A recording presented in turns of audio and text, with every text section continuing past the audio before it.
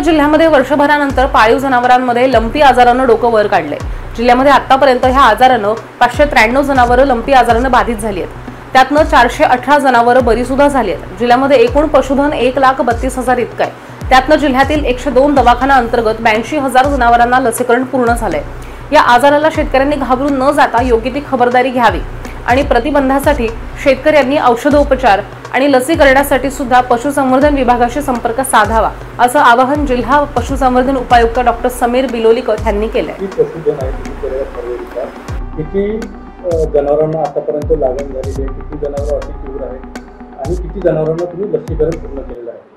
नमस्कार। 21व्या पशुगणनेनुसार सिंधुदुर्गमध्ये आपले 82,500 हे गोवर्गीय, ज्यामध्ये आपले गाय म्हैस अशा प्रकारचे जनावर येतात, तेवढं पॉप्युलेशन आहे आपल्याकडे।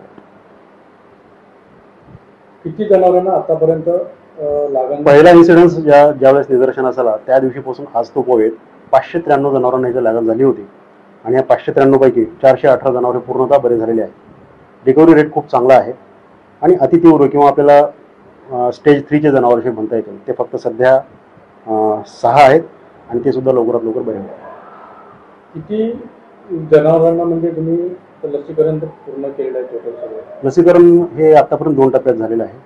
मागच्या जुलै महिन्यापासून आमच्या मार्च महिन्यापर्यंत 2 वेळेस आम्हाला लसीकरण लस आली होती आणि आपल्या पॉप्युलेशननुसार लस पूर्णतः आपल्याला मिळाली आहे आणि साधारणतः 82,000 वॅक्सिन हे आमचं पूर्ण जिल्ह्यामध्ये 102 दवाखान्याच्या अंतर्गत झालेलं आहे। आणि हे लसीकरण करत असताना आमच्या दवाखान्याचे पशुधन विकास अधिकारी, पशुधन पर्यवेक्षक, सहाय्यक पशुधन विकास अधिकारी आणि सहाय्यक आयुक्त प्रत्येक तालुक्याचे या सगळ्याच्या टीमनी पूर्णतः काम करून लसीकरण पूर्ण गावागावात केलेलं आहे। काय शेतकऱ्यांना आवाहन करा, कारण शेतकरी ह्या आजारामुळे घाबरलेले आहेत? निश्चितच कुठलाही आजार पण हे थोडंसं आपल्याला त्रासदायकच असतंय, परंतु या आजाराविषयी सांगायचं म्हटल्यानंतर एक गोष्ट महत्त्वाची अशी आहे की हा विषाणूजन्य आजार आहे आणि हा वेक्टर बाउंड आहे। वेक्टर बाउंड म्हणजे याला एक असा एक कुठला तरी मध्ये एक परोपजीवी प्राणी लागतो, जसे की माशा आहे, डास आहे। ह्या डासांच्या रोगी जनावराला चावल्यामुळं आणि तोच ज्यावेळेस निरोगी जनावराला चावतो त्यावेळेस त्याच्यातून एकमेकाला त्याचा संपर्क आहे आणि मग निरोगी जनावरसुद्धा आजारी पडायला लागतात। त्यामुळे शेतकऱ्यांनी घाबरून जाण्याचं कारण नाही आहे, त्यांनी फक्त एकच काळजी घ्यायची आहे की रोग निदर्शनास आल्यानंतर लवकरात लवकर दवाखाना गाठायचा आहे, शासकीय कर्मचाऱ्यांकडून त्याची ट्रीटमेंट करून घ्यायची आहे। कुठल्या खासगी किंवा कुठल्या वैद्यांकडून जर ट्रीटमेंट करून घेत असताल तर त्या पद्धतीची आपल्याकडे नोंद ठेवायची आहे आणि त्याची जाणीव आमच्या डॉक्टरांना करून द्यायची आहे। ट्रीटमेंट ही कमीत कमी करायची आहे, फक्त आपल्याला काळजी जास्त घ्यायची आहे।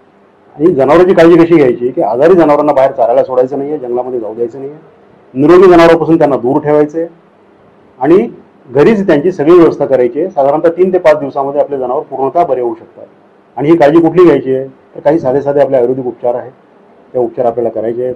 हळद आहे, आंबी हळद आहे किंवा खडी मीठ आहे, अशा प्रकारच्या वेगवेगळ्या प्रकारची औषधी वापरून त्यांच्या जखमा आपण नीट करू शकतो। पायावरती आलेली सूज आपण नीट करू शकतो।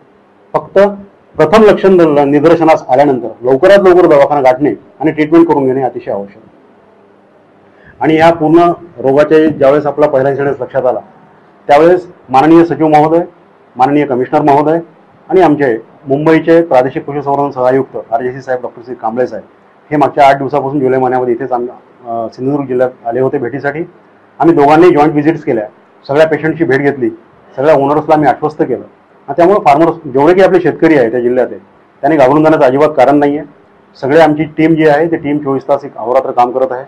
त्यांची मदत घ्या आणि लवकरात लवकर ट्रीटमेंट करून घ्या आणि एखादं जनावर जर कुठलं चुकून राहिलं असेल तर त्या जनावराचं लसीकरण करून घ्या आणि त्या जनावराला रोगी जनावरापासून दूर ठेवा। थँक्यू।